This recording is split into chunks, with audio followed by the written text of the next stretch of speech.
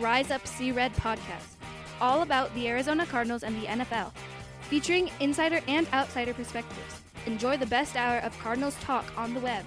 Now here are your hosts, Jess Root and Seth Cox.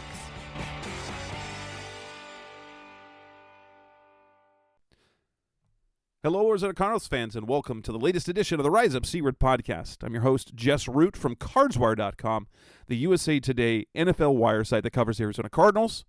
And with me again, as is typically the case, Seth Cox from RevengeOfTheBirds.com, the Arizona Cardinals site from SB Nation, and also one of the hosts of the original Draft Breakdown podcasts. And, you know, this is like, if you haven't gotten onto his podcast with the Cardinals at the state that they are in, and where we are in the football season, the Bulls, this is the perfect time to start getting onto that podcast because we're officially in draft season. And, you know, I subscribe to the podcast, but guess what? This is when I'm going to start listening to everything, and I'll come into the off season so I know who in the world these players are coming up. So in this episode, we're in episode 388. Closing in on 400, guys. You know, 9 years in, 400 episodes we're coming up on. And the Cardinals lose again. I mean, there's no surprise. The Cardinals lose another game, this time to the Atlanta Falcons, 20-19, a game in which they played pretty okay. And of course, at the end of the game, the defense gives up a game-winning drive. We're going to talk about that. In this edition of the show, we're gonna lead with this quarterback position, David Blough, and how he did against the Falcons. We're gonna react to the outcome of the game, the good and the bad. We're gonna look at the week 18 matchup, whether DeAndre Hopkins should play, who should start a quarterback, and we'll preview that hapless end to the season against the 49ers team that are favored by 14 plus points this weekend. Oh, it's a great time to be a Cardinals fan, right, Seth?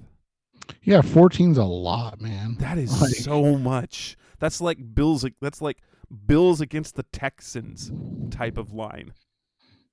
Yeah, it's crazy to see it. And you know, it was one of those games where it was, you know, the day, or it was New Year's Day, and so you woke up a little sleepy from the night before, and you're like, well, at least I don't have a ton to worry about. And thankfully, it wasn't even a very,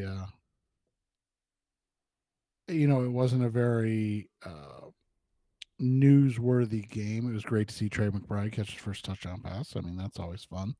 But, you know, for the most part, it was just one of those situations where you saw a team in the Arizona Cardinals put their best foot forward. And as we're watching the game, my wife is going, wait, who is that player? What? Wait, who?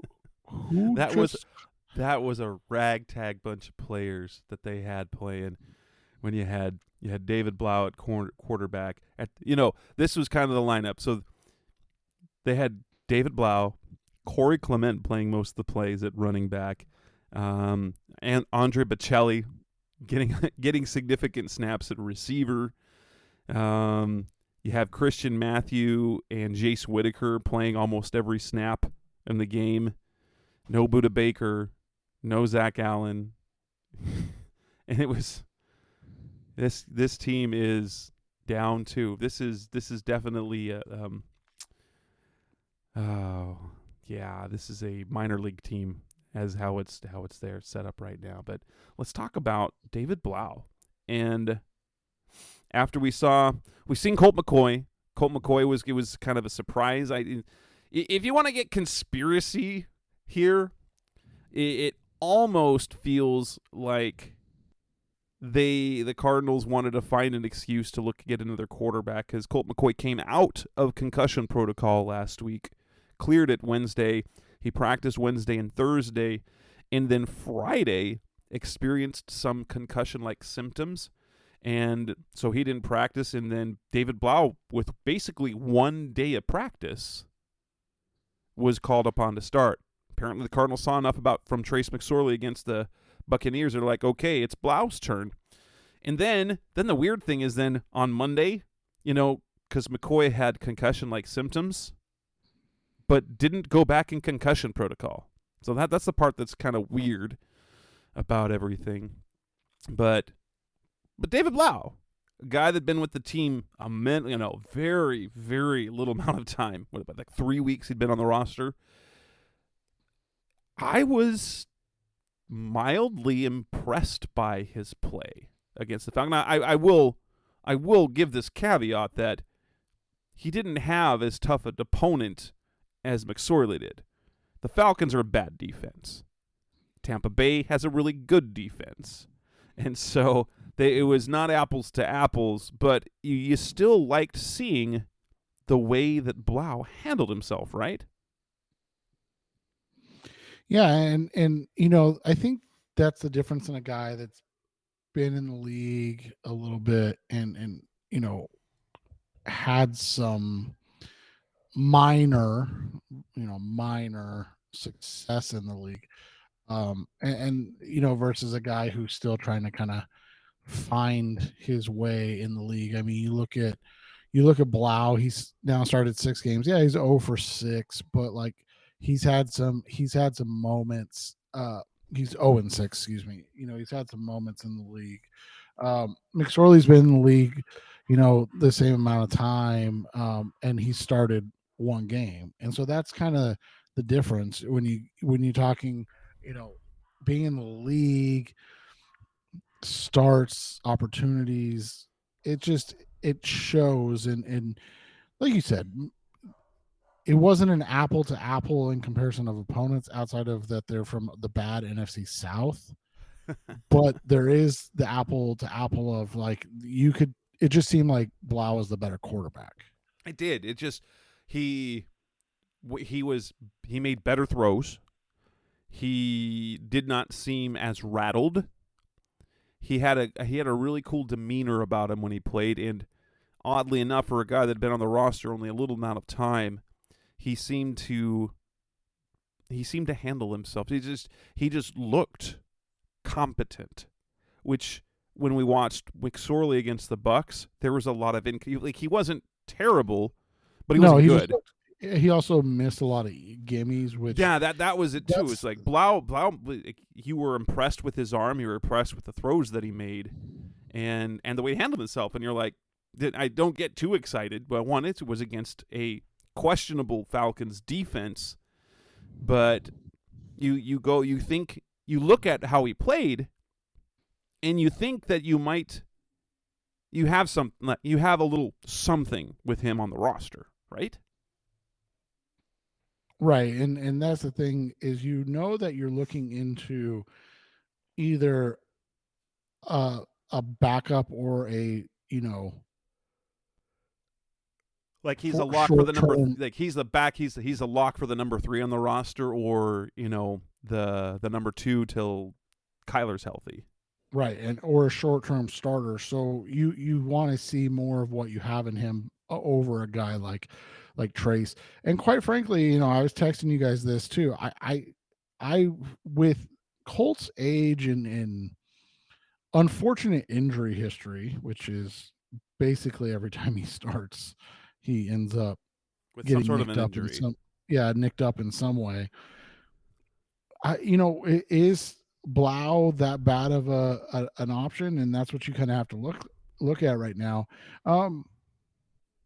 Because the other thing is we've seen what it looks like when you bring a guy in, like one of those veterans, like a Marcus Mariota, right? Who knew that they drafted a Desmond Ridder, and then when they moved to Desmond Ridder, took his ball and went home. We also, and Derek Carr didn't do anything wrong, but the Raiders asked him not to come back to the facility. Like all of these things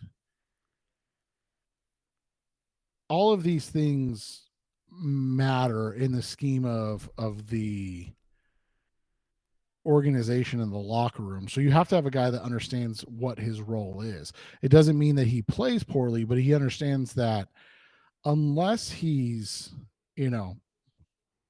Lou Gehrig, you're not getting that job. Like Kyler's getting that job back when he comes back. And so you have to have a guy that understands that mentality. Well, and he plays with a competence, and because of the career he's had, he's always hungry and working for, like, he's got the mentality that he's going to get cut because he's been cut before. Right. Well, and he did some things in the game that you weren't getting from Trace, and that you just physically can't get from Colt anymore. And that was the other thing that you look at, is you had a guy in Blough who was able to make throws down the field a little more because his arm's a little stronger, right? But as you mentioned, he's a little more accurate than Trace is. But he's also able to move a little bit more than Colt does, and that's not a shot at Colt. That's just a reality of a 36-year-old quarterback, right? Like, you don't move the same at 36. Like, I will say, Colt moves around better than either one of us. Right. He moves around well for a 36-year-old in the NFL, but he doesn't move as well as a 27-year-old. Like, that's, those are all the things that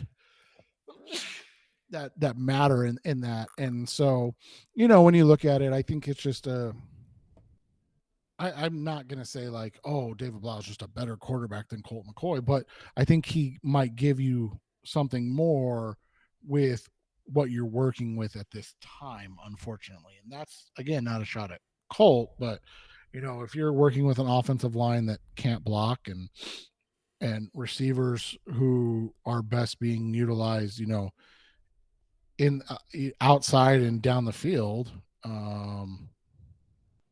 what is Colt the best option? And that's going to be what's interesting. But you've got an interesting theory that we'll talk about later too. So yeah. So yeah, let's kind of look at moving forward. Coming up next on the Rise Up See Red podcast, the best our Cardinals talk on the web. Let's talk about the reaction to the game. What were the good? Was it bad? We'll talk about the good and the bad from the game because, yeah, let's do that next. Coming up on the Rise Up See Red podcast, best our Cardinals talk on the web. We're back on the Rise Up See Red podcast, best our Cardinals talk on the web. The Cardinals lose 20-19 to the Atlanta Falcons. And, yeah, I thought that game played out perfectly. I mean, I will say this. You guys know me. You want the Cardinals to win, right? Yes. Watching a team that wins is so much better. You want, for the players' sake, to win games because it's miserable to lose in the NFL. You work too hard during the week to then lose the game. It's depressing. They work really, really hard to win games, and so they take losses hard. It's hard on the coaches, it's hard on the players, and so for their sake, you want to see it. You want to see wins. But we got the perfect mix of what we need for this team. One, a great effort. They played extremely. And if there's one thing that we can say about Cliff Kingsbury, we'll have to say it again. This group of players have not given up on Cliff. They haven't stopped playing hard. They are still trying to win games. And that perhaps might be the greatest thing you can say about Cliff. Say what you will about a lot of other things, but the fact that he still has this unit, this team, which has no hope at all, player after player injured, and they're still playing. Now, granted, and especially they play fairly competently in the first half of pretty much every game. Like even the San Francisco game, they were playing them relatively even until late in the first half, and then the wheels fell off. That's kind of what happened in every game since. They just don't finish games. But if you're looking about the long-term health of this team, to have them play encouragingly decent and then to lose the game, not to ruin things for the draft, you got exactly that. And so it's exactly what it's if you could find a perfect scenario for this particular Cardinals team, they play well enough to win, but don't win because the potential of having a top 4 pick with the players that are going to be available, at least evaluate what we know evaluatively so far, the impact of a top 4 player outweighs a win, a meaningless win that causes you to lose out on the blue chip talent in the draft. Right. And so that's the way you look at it, and you're just looking at what does this team have and how are they able to continue to move forward. And like you said, a lot of it just comes down to they're working through it and they're putting themselves in a position to win. They're just not, I mean, let's just be honest, they're just not talented enough to win games. And, that's frustrating to an extent, but it's also one of those situations where you look at it and you go, oh, this is a situation where it's not a huge deal that they're losing games at the end, because like you said, they're not playing for anything. I mean, playing for pride, and like you said, playing hard for their coach is actually a really good thing to see. It just becomes, are they just lack talent. They lack the talent on the team right now. Well, that's what I was going to say. So look at the defense, right? The defense is playing fairly well. So you look at who got the snaps. Christian Matthew, who you and I both like coming out. We're excited about his snap. Yeah, we're excited about his future. That's a 7th round pick, a 2022 7th round pick from Valdosta State. A tiny school that you've never heard of, Valdosta State. I don't know where Valdosta State is. I don't think. And I think it might be Georgia, but I could be wrong. I think so. So Jace Whitaker, who is not a great player by any stretch of the imagination, is your number 2 corner. Okay, Jace Whitaker, Michael Dogby, who you just brought back. He's been cut 4 times this year. Right, was your highest defensive lineman, so like interior defensive lineman, snap count wise. Outside of J.J. Watt, of course. Well, I just mean like because they list Watt as an end. So true. Out of your like defensive left and right tackles, Dogby was the most snaps. He and Fotu. You get Manny Jones, an undrafted rookie. Right. You've got, Ben Neiman getting snaps. Zeke Turner playing significant playing time at linebacker. Right. And so like you look at it from that perspective, okay, that's your defense. And then you look at the offense. And again, same thing, Billy Price, street free agent. We're not trying to talk crap. He's working his ass off. Max Garcia, whom they chose not to bring back this year. Right. Who they picked up off a practice squad, 3 weeks ago or 4 weeks ago? It was at the beginning. It was at the very beginning of the year. Okay. Was it that? It was. Then he started and then he got it was in the first month of the season, I think. Then he started against Seattle and got hurt immediately, leading to Cody Ford. Yeah, Max. But they actively let Max go last offseason after he was a Pro Bowl alternate, Max Garcia, mind you. And then they brought him back because we talked about David Blough, right? Just got here David a week Blough. ago. Corey Clement playing the most 32 snaps. 32.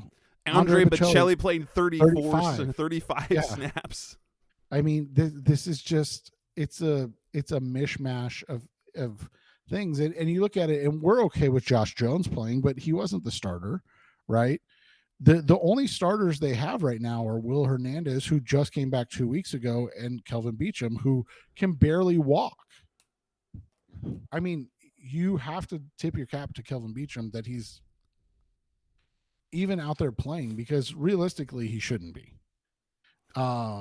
He wants to finish the season. He's the only starter this season who hasn't missed a game. And that's a big deal to him. And so he's trying to finish this thing out. I mean, that's the thing. You look at who's playing. I mean, hell, we can go to the special teams, right? You've got guys that we've never heard of that are now the long snapper and and things like that. Like this is just it's a bad year. It was a team that we talked about at the beginning, razor thin, right, with their in terms of their roster, and it just ended up being a situation where it was a bad season and everybody got hurt as well. Yeah. And so that's, and so to win a game with those guys would have been cool, because you're like, wow, look how hard they're playing for Cliff. But does it really make a difference if you won 19-17 or you lost 20-19 when you're 4-11 at that point? Well, it does, because you would have been picking, I think, 7th instead, and potentially, no higher than 6th. And all of a sudden now you've got a real chance at either, like you said, you either have a chance at a blue chip guy, or you're able to move down and stack some picks, potentially for a new GM. So I mean, it's a lot of positives that you can look at. And defensively, you look at, they started the game poorly, and the run game completely gashed them. So they had in 2 of the first 3 series. So well, mind you, the Falcons finished with only 298 total yards of offense. That's a fantastic performance overall by the Cardinals defense. And they gave up 151 of those in the first 3 possessions. They and basically, really what happened is that at the end of the 3rd possession, things turned for the defense. Atlanta had a 16-play, 75-yard drive that ended up with a touchdown. They got gashed by Tyler Algier in that drive. They get the fumbled snap. Desmond Ridder fumbles the snap. The Cardinals get the football. So it was one play. The defense didn't have to do anything. In fact, it wasn't the defense's fault that caused the fumble. The next play, the next series, Atlanta goes 12 plays for 76 yards. And, 66 net, because they had penalties. But it's 12 plays, 76 yards, and it's a turnover and downs. And that's kind of where it turned, because then their total drives were 5 yards, 12 yards, 16 yards, 6 yards, then 46 yards, and then they gave up 72 yards on the final drive. And it's one of those things that the defense didn't close. They don't know how to close games. No matter how well they play for a half or 3 quarters, when they have to get a stop in clutch at clutch moments of the game in the 4th quarter, they are unable to do it. They are unable to do it. In fact, now if we look, so they gave up. And it would have been so the first drive of the game was 75 total yards. I missed, so it's 66 yards for the 3rd drive, because there were 10 yards penalty. They gained 76, was a net 66. The 2 drives where the Cardinals gave up the most yards were the first and the last drives. So good for the adjustments, bad for how they started and how they ended. But it does continue their streak. This has been the money. This has been the money stat, is that if an opponent rushes for 100 yards, the Cardinals are going to lose. They are 0-11 when the opponents rush for at least 100 yards. They are 4-1 when they hold teams under 100 yards rushing. And that one loss was the fluky loss to the Chargers when they beat them without 100 yards on the ground. So 0-11 when they allow 100 yards, and this was an inevitability, because the Falcons had only failed to reach 100 yards once all season coming to this last weekend. Anything else, good or bad? Good. You had to love the play of Trey McBride. He is really coming on. And you say what you will, he made a ton of mistakes early on in the season, and of course when you got Zach Ertz, it was going to be hard. But you see how he played, and you have Cliff, And you have to be excited next year. Cliff talked about after the game of how excited he is to see both him and Ertz on the field at the same time in 12 personnel, because that is exciting. Yeah, and it should be. I mean, he looks like he's developing into a solid two-way tight end, which is what they really need. I mean, Ertz is still a fantastic receiving tight end, but he lacks a little bit of the burst he used to have, obviously at his age, and then he doesn't offer the same as a blocker, and so so then you go from there and you look at it, and you've got a guy in Trey who's a, turning into a very good two-way guy. That's going to be huge for next year for your two tight end splits and being able to do some different things.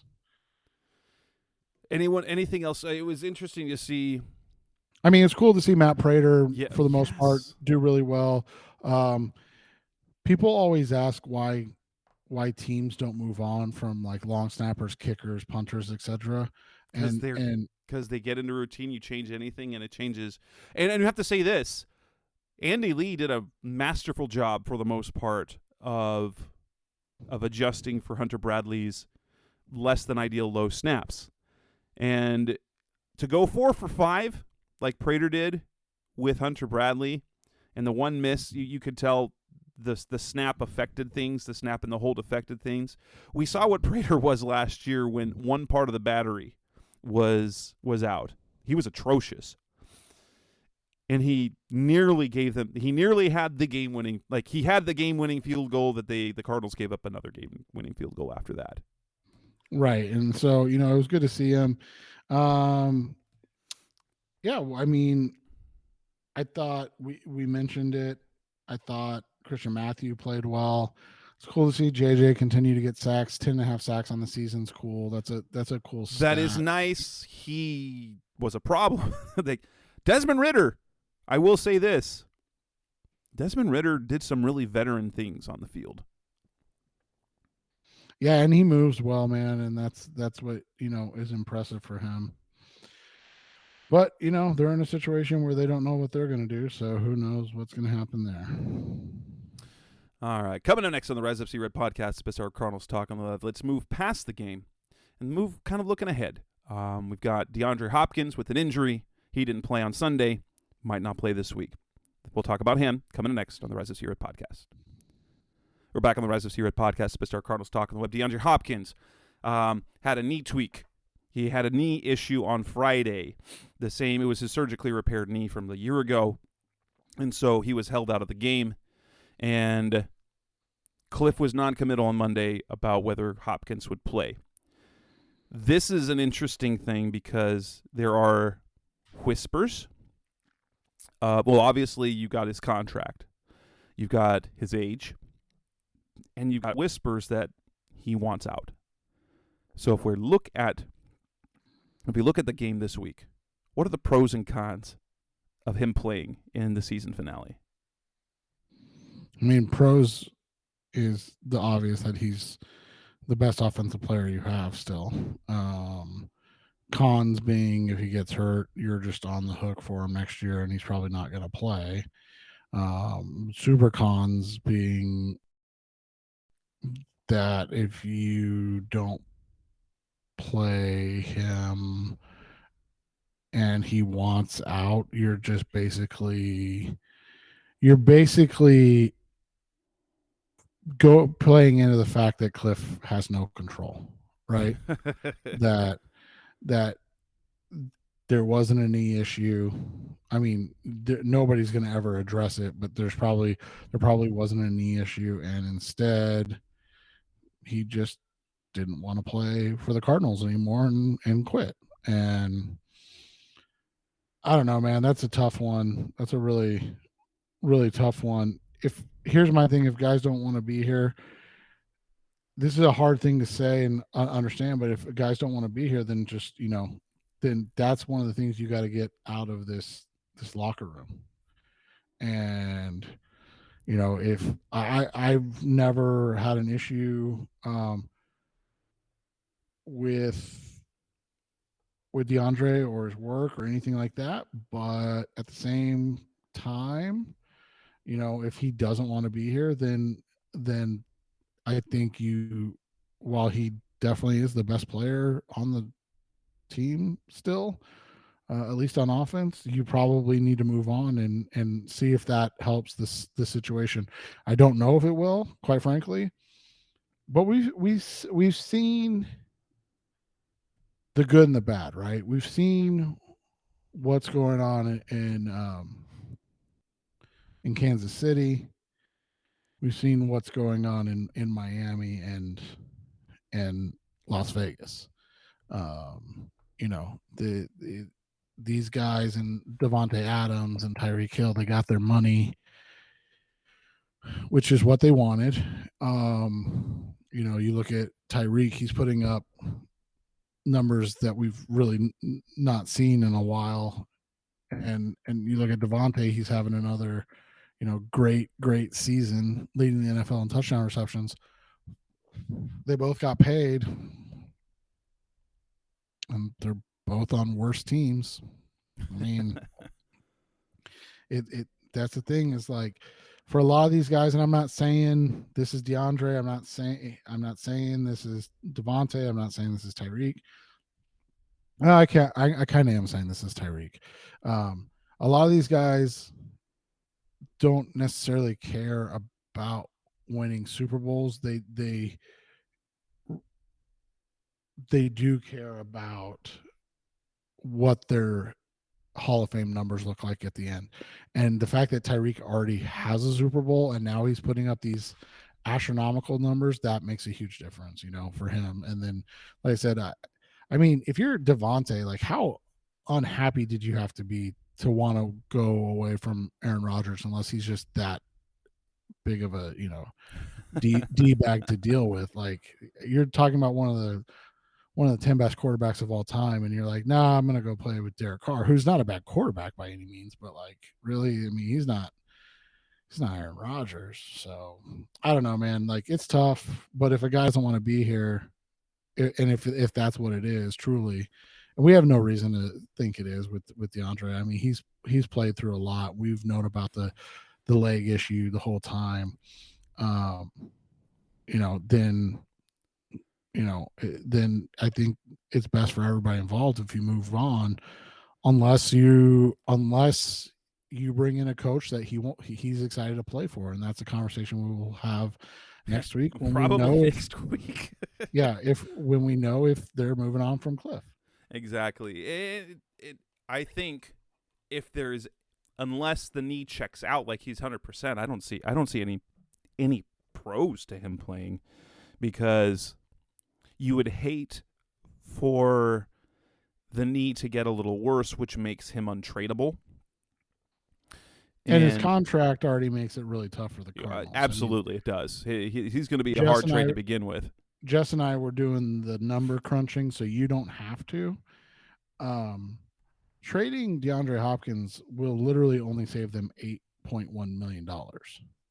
So while you might say, well, that's $8.1 million they don't have, are you going to be able to get a player Hopkins, that you're not going to get his production or impact right for $8.15 million? So that's what you have to look at, because that 22 is already dead. So that doesn't matter. That's a sunk cost. So now you're only doing the 8.1, and that's what you have to look at. And so it's tough, man. So, they got a lot of big decisions to make. Like you said, I mean, unless he's 85+% and he's like, I can go, I'm with you.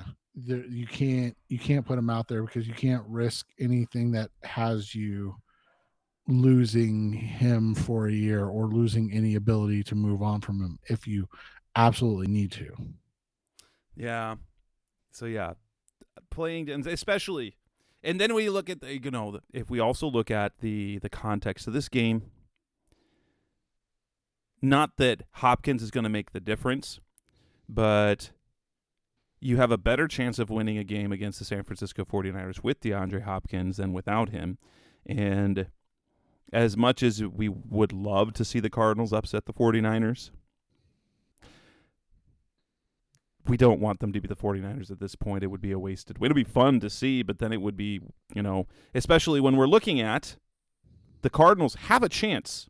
They need help. They have a chance to go up to this number 2 pick. If they lose, there's a chance they're just going to stay at number 4 at worst case scenario. Well, and there's a chance that, this is, looking ahead, and we don't cover these teams, but there's a legitimate chance that the Vikings just set their guys to get ready for and basically concede to have the third, or to be the third place team in the NFC. And so, and end up losing to the Chicago Bears. So, and if that happens, the Cardinals will at least move up to number 3. And, Denver could beat the Chargers. That I don't. Yeah, they played well enough last week. They were close against the Chiefs. So, isn't that another thing too? A year to be awful when there's no clear-cut best team. Right. That's crazy. But, so there, for the potential, I think, for his health, because if it's going to be hard to trade him to begin with, if in fact he does want to be traded and to get out, it's going to be hard enough. If he's got a bulky knee on top of that, you need to rest him so that knee gets right, so it clears any physical, so that he can be traded. Because if he tweaks the knee in the season finale, then you're stuck with a 31-year-old injured DeAndre Hopkins that counts nearly $31 million against the cap in 2023. Yeah, that's not, you can't have that. Coming up next on the Rise Up See Red podcast, best hour of Cardinals talk on the web. Now let's talk about the quarterback situation.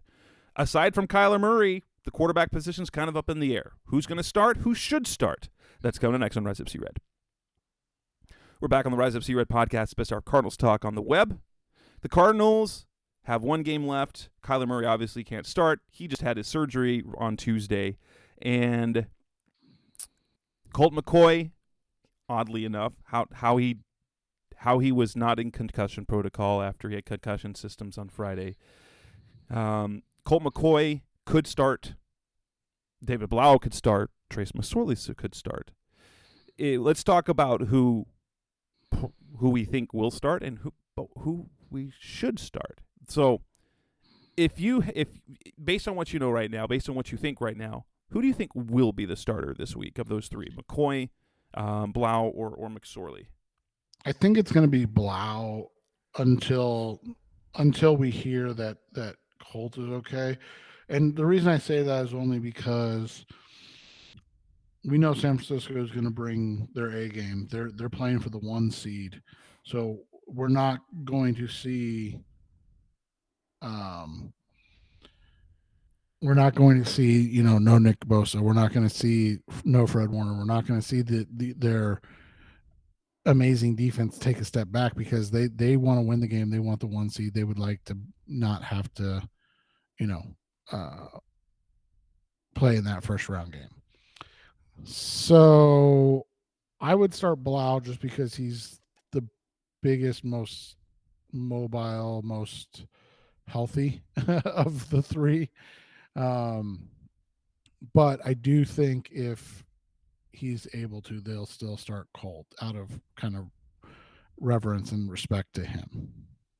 Yeah, I think if Colt is healthy, he'll get the start. If he clears everything, because he's the starter, and it's not like they need to rest him for the future. He's 36 years old, and there's this element. If Colt is going to retire at the end of the season, he will insist that he starts. And that's what I was going to say. That was a theory you had too. Like if he's maybe talked to Cliff, especially after I mean, because remember, he's about the same age Kurt was. I think Kurt was a little bit older still, but like when Kurt had his last concussion against the Saints, and it kind of changed him. Remember, and it made him think maybe I don't want to do this anymore. Yeah. And so you wonder if that's a similar situation with Colt, and they just want to give him one more start, one more, goodbye, so to speak, for thanks for everything he's done before he steps away and retires. And it would honestly, I mean, from everything we know, makes sense, because like you said, like last week was super weird. That was just the way it all came about was just super weird. That was just like Friday after practice, like, Colt had some symptoms, so Blough's the starter. Like, wait, what? You're wondering, what happened to Trace McSorley? Right, but then also for him not to enter protocol again. Also, that's the weird thing of like he had a concussion, he cleared protocol, then what they said were concussion-like symptoms. That you would think would automatically put them into protocol, and yet Monday he wasn't in protocol. Yeah, so I mean that the whole situation's odd, and so that's what I said. I if he's requesting to get a chance to start one more time, then I think you do it. I've told you off the record, I quite frankly, and I don't know, I'm pretty sure he's married. If I was his wife, I'd be like, I want you to be done, man. Like, just another injury. You and I looked it up. Like, he's made about $25 million in his career. It's tough for a guy like him that's only and only is relative. So I don't want people to think like, oh, you guys, 25 million. Like, trust us, 25 million is more than Jess and I will ever see in our lifetimes. Having said that, relative to other, what are you talking about? This highly lucrative podcast that we run. Right, exactly. If somebody would like to buy it for $25 million, you will never hear Jess and I again, ever.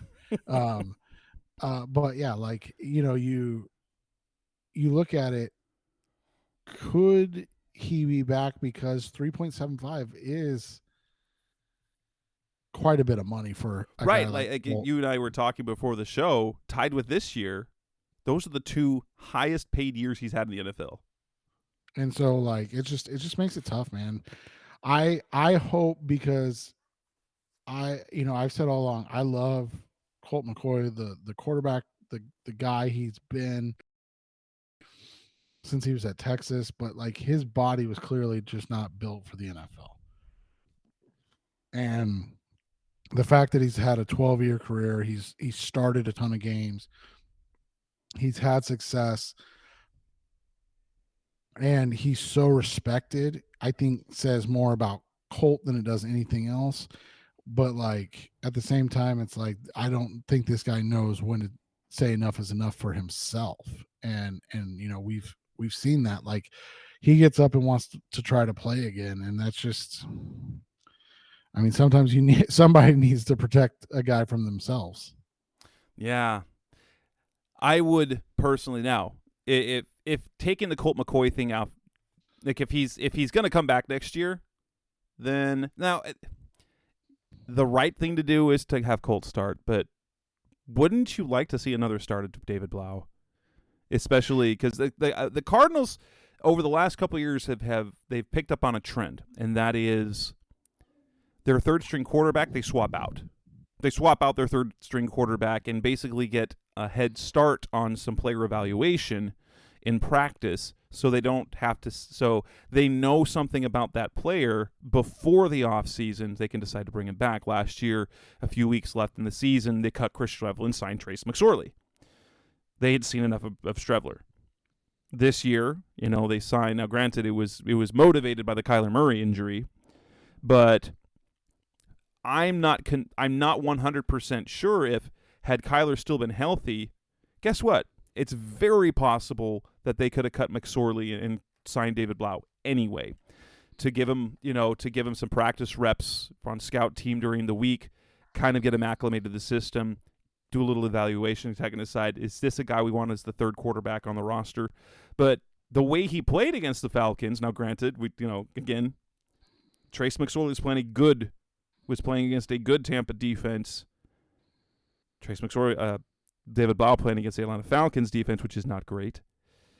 And if he were to start, he'd be starting against the San Francisco 49ers, number 1 defense in the NFL. So the best defense in the NFL. So. And by far the most dominant defense in the NFL. So yeah. Maybe we don't want to see David Blough, but it's at the same time, Colt McCoy, while he did beat them last year, the wheels fell off this year because the way they play with Colt, which is get the ball out, short, quick passes behind the line of scrimmage. San Francisco is disciplined and tackles really well, and so they had no hope at all. So I guess we're like with the rest of the Cardinals fans and saying we just don't want to see Trace McSorley start, right? And that's sad for him. Yeah, I feel like this is the thing about this job, between where we write, the fact I have some media access, is that it's very easy to see the human side of things. These are, a guy like Trace McSorley, who was a starting quarterback in college. So many so many of these players, most of them were one of the best players in football from the time they were young. Then you get to the NFL and you're clawing and scratching just to find a job, and then you finally get an opportunity, and then the team's done with you. And that seems to be what happened with Trace McSorley. So that's a tough pill to swallow in this league and how it works. But so yeah, we of course I did say that literally nobody except for Trace McSorley's friends, family, and maybe a few coaches and Penn State fans want to see Trace McSorley start. And now we're to the point where we still don't want to see Trace McSorley start. But I feel bad for him because that's tough. That's a tough part of tough part of the gig in the NFL. It is, man. It's unfortunate it gets to be to that point every once in a while. But like you said, it's part of the gig, and I think they understand it at times too. They do understand it. That doesn't make it any easier, I don't think. I don't think it makes it any easier. With that, coming on next on the Rise Up Here podcast, the best hour of Cardinals talk on the web. Let's come back and talk about Cardinals-49ers. How bad is it going to be? Do the Cardinals have any chance of anything in that game? That's coming next on Rise Up Red. We're back on the Rise Up Red podcast, the best hour of Cardinals talk. The Cardinals take on the San Francisco 49ers this weekend on the road, Week 18, 2:25 p.m. Arizona time. The 49ers still have things to play for. They have a shot at the number 1 seed, and they won't know whether it's already locked up because the Eagles game is being played in the late afternoon slot as well. And so the 49ers will have every reason to come out with their A game against the Cardinals, put them away, and then coast to the end. At 11 a.m. too. And so, yeah. We saw what the Cardinals did offensively against them the last time they played. Do they have any chance at all? I mean, there's always a chance, but not really. I think especially after the 49ers played so poorly against Las Vegas this last weekend. That's right. They couldn't stop Jarrett Stidham. David Blough. Yeah. David Blough's coming for him. But you're going to be doing that without DeAndre Hopkins, without Zach Ertz, maybe without James Conner, with 2/5 of a starting offensive line. And then defensively, they've been missing their cornerbacks, no Budda Baker. What the heck? There's a reason why the 49ers, depending on what you're looking at, depending on the sports book, 14 points or more is the spread in this game. You rarely see point spreads that high because that's crazy. That's a super, super insanely high number. We're talking Bills Texans type thing. Yeah, it's so I just, we'll see what happens. I don't see. Here's the thing, I'll probably take them to cover, but I think they'll lose by like 13 to 10 to 13. I don't 14 so many. It is so much, but I'm like, how are the Cardinals going to do anything offensively? That's a fair point. How? Like, they've been so bad offensively. David Blough got their first passing touchdown since Kyler Murray's injury. Yeah, I know. They've scored 4 touchdowns in 4 games. It's crazy to me that like there's still people that are like maybe Blau gives you a better chance to win. I'm like, no, he doesn't. Have you guys been watching? Have you watched the games? NFL? No, I don't think a lot of people do, man. I don't. And which is fine. I mean, like, we've talked about it with Tampa Bay, right? Like they've only had like 2 good games this whole year. They've just been surviving. I mean, heck, look at Green Bay this last week. They beat the Packers they beat the Vikings 41-17, right? 41-17. And the Vikings, a 12-win team with a negative point differential. Right. Aaron Rodgers has 159 yards passing and 1 touchdown. Like, they didn't do anything. It was because they had, multiple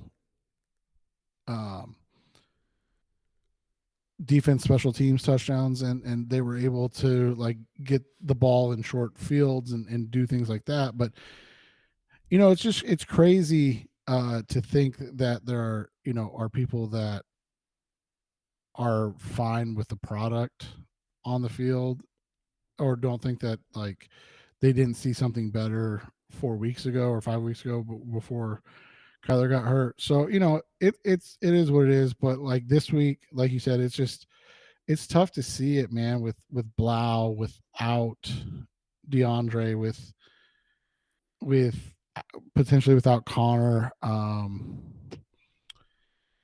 guess we're going to continue to watch and see how Josh Jones continues to play, because he's been very good.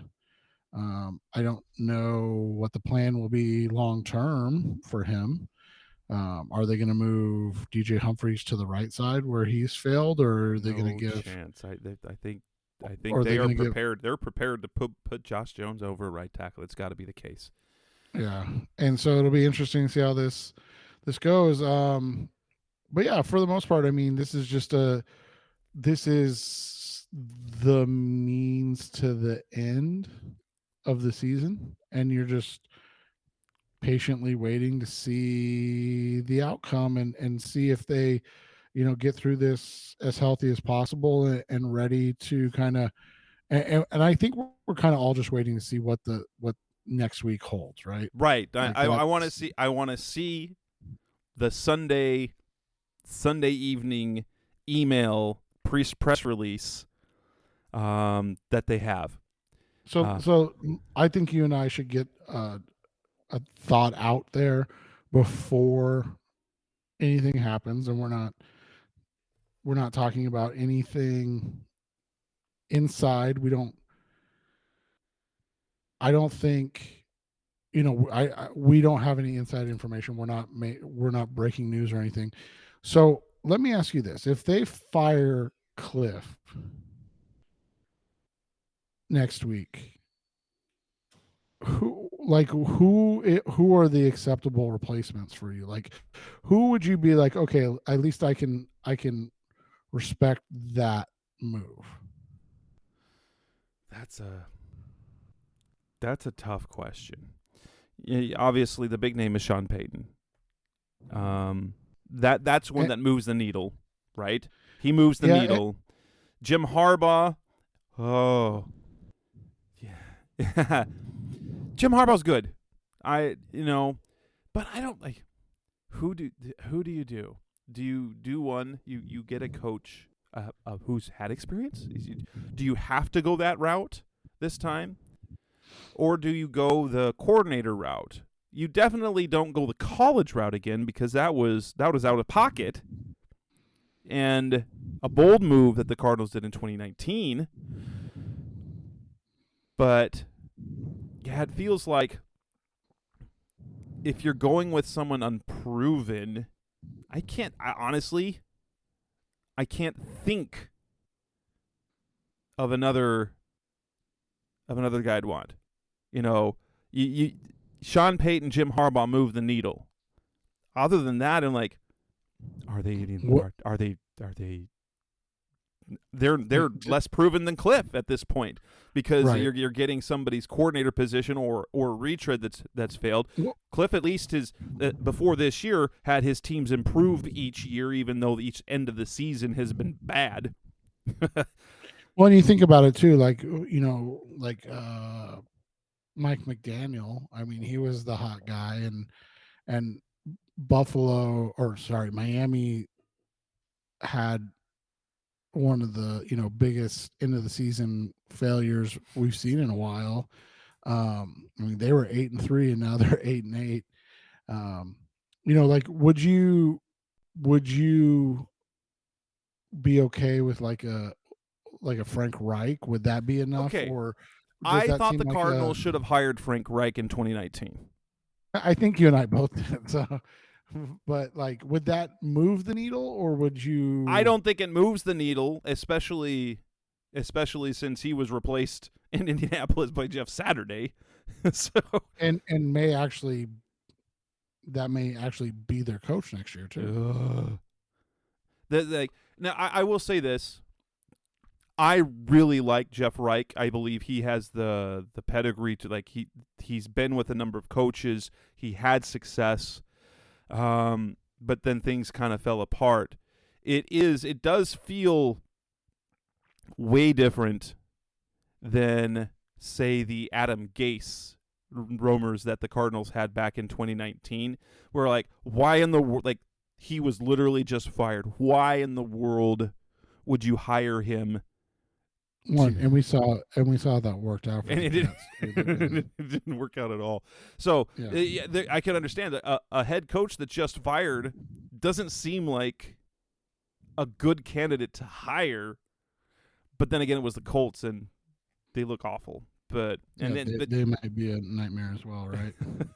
So I wouldn't mind Frank Reich, because I thought that he was the right hire in 2019. Personally, but he wasn't even on the radar.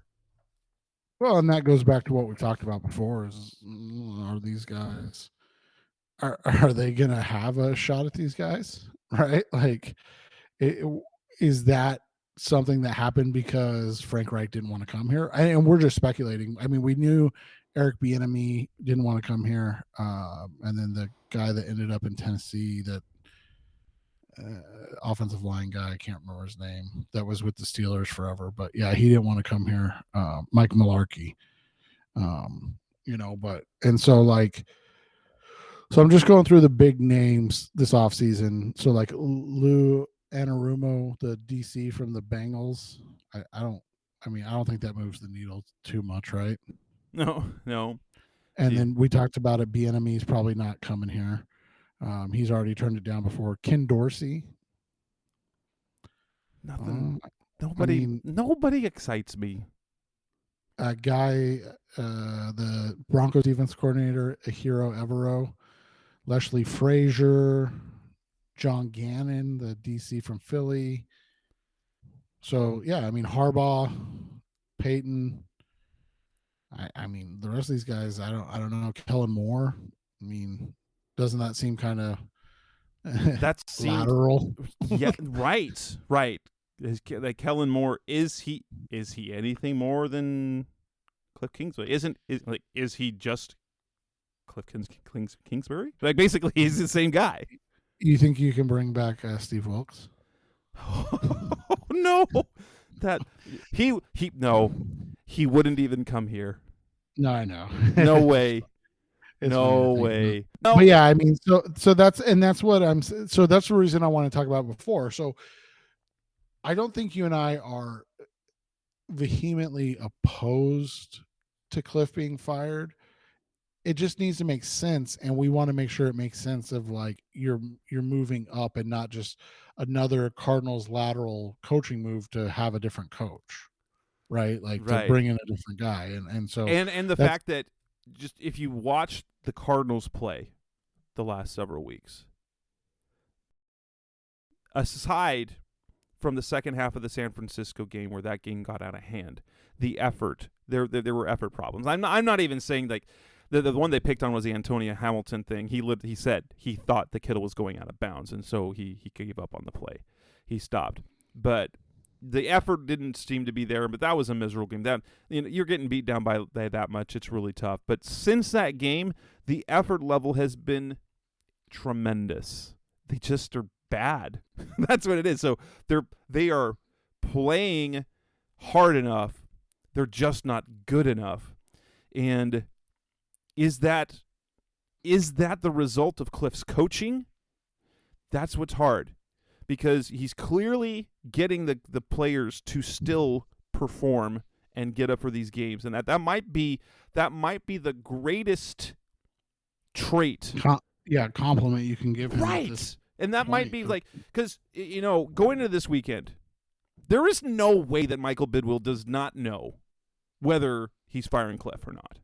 You don't go into a season finale wondering, well, I'm going to wait and see how they play this week and then going to decide to fire him. The Cardinals know whether they're going to fire Kingsbury or not. And so from there, what are they going to do? What are they going to do? Yeah, and I mean that's the thing is like, what are you and I expecting? I don't know. I mean, I think it's a coin flip. I think we both feel that way, and I just think that you and I both feel that way because we just don't know what's out there necessarily that's going to be a definitive upgrade from what Cliff has been. I mean, you look at it, this has been an awful year and there's no way around that, but Cliff has, led them to a playoff. They improved every year until this year. So if you're coming out of it with Sean Payton or Jim Harbaugh, I think you're okay. Yeah. And then the other guy of all the retreads out there, I think there's one other guy that would work. And now, for those of you listening, this is the second take at this. You didn't hear the first take, but I'd also be okay with Frank Reich. I wanted them to hire. I thought they should have hired Frank Reich. I thought he was the best candidate. And he wasn't even considered. He wasn't even on their radar. I thought Frank Reich was the best candidate then. I think he would be a good candidate now as well. Although it does give us a kind of an Adam Gase feel, because Adam Gase, when he got fired by the Dolphins, and then the Cardinals were considering him, and they were bad. Like his offense wasn't good. He kind of ruined the quarterback, and every player that left Miami seemed to thrive elsewhere. And so it does kind of feel like Adam Gase a little bit, but at the same time, I just think Reich had some bad situations there with the quarterback position in Indy. But it would look weird. I would say this. If you were to fire Cliff Kingsbury to hire Frank Reich, who was fired to be replaced by Jeff Saturday, who is awful, whose team is awful, and still might end up being the coach next year of the Colts, that he doesn't. I'm okay with it, but it certainly doesn't move the needle, right? Yeah, and that's just the thing. I mean, you look at the top candidates, the top names. Who are guys that are going to change this culture, and who are guys that are going to take this to the next level? And Peyton and Harbaugh will change the culture. Reich is another guy that 5 seasons, 3 winning seasons. He was 7-9 one season, and then obviously the wheels fell off this season. How much of that was on Ryan Grigson, boy genius over there, that kept rolling out quarterbacks that you went to high school with and stuff like that. So you've got to look at all the things. The question becomes if it's a guy like Reich, who's going to be the GM? Because if it's Peyton or Harbaugh and you're going to pay them $20 million a year, which is the numbers that's being thrown around by people in Denver right now, then you're assuming they're going to have personnel decision making as well. Like you'll have a GM, like, you know, Adrian Wilson or Quentin Harris will be the GM, but at the end of the day, you know, the buck's going to stop with Sean or Jim. So if you bring in a Reich, are you going to get is it going to be with a guy like A-Dub or Quentin, or are they going to go outside? Like, and then that's the other factor that we always talk about, right? Who's going to want this gig? Who's going to want to come here if it is A-Dub or Quentin Harris? And remember last offseason, the chatter was Adrian Wilson with Byron Leftwich. If they fired Cliff Kingsbury to hire Byron Leftwich, that would look so awful. And it might work out, but that would look absolutely terrible considering what Tampa's offense did this year. Right, exactly. And just how bad Tampa Bay looked this year with all their weapons. So it'll just be interesting to see what happens, man. But at this point, it's going to be interesting to see how this unfolds. I don't think you and I have a definitive take. We're both that it's a coin flip if Cliff is back, and quite frankly, it's just because I don't think there was enough definitive. I know this year was awful, but I don't know how much of that you just blame on Cliff and move on. Right. And then you've got the uncertainty coming on. Yeah, I could totally see with the new, especially with the fire Kine, and they move on from him. I could see the new general manager coming in and letting Cliff kind of work through this, build a new roster for him, see if they can tread water till Kyler comes back and finish strong and change the narrative. Every year they've faded badly at the end of each season. And on top of that, at least then you don't have to eat as much of that contract. You're not technically firing him before the extension takes effect. You're firing after 2 failed years, which if you look at from a fairness perspective, when you have a head coach that has improved the team each year and then is ravaged by injuries and it goes south, it almost feels like it's unfair to not give that coach a chance to then come out of it. Yeah, dig himself out of that hole. Right. But next week, we'll be back. We'll definitely be back next week for the next. So this is episode 388 of Seth Cox. I'm Jess Root. We'll have a lot to talk about next week because the Cardinal season will be done. Will they have fired Cliff? If they haven't, we'll be talking about, well, why didn't they? If they do, well, we're going to be talking about candidates. Who's who's next? Who's acceptable? What's going to happen? What's going to happen to the roster? So much going to be happening over the next couple of weeks with this show. So, again, make sure to tune in next week. That's Seth Cox. I'm Jess Root. Thanks for listening, as always. Go Cardinals. We'll be back again next week. Thanks for listening to the latest edition of the Rise Up, See Red podcast. Listen to previous episodes and subscribe to the show on Apple Podcasts, Stitcher Radio, Audioboom, or many other podcast platforms so shows are delivered directly to your mobile device. Please give the show a 5-star rating and always support the sponsors who support the show. We'll be back soon for the best hour of Cardinals talk on the web. Rise up, Red Sea, be Red, See Red, and of course, Rise Up, See Red.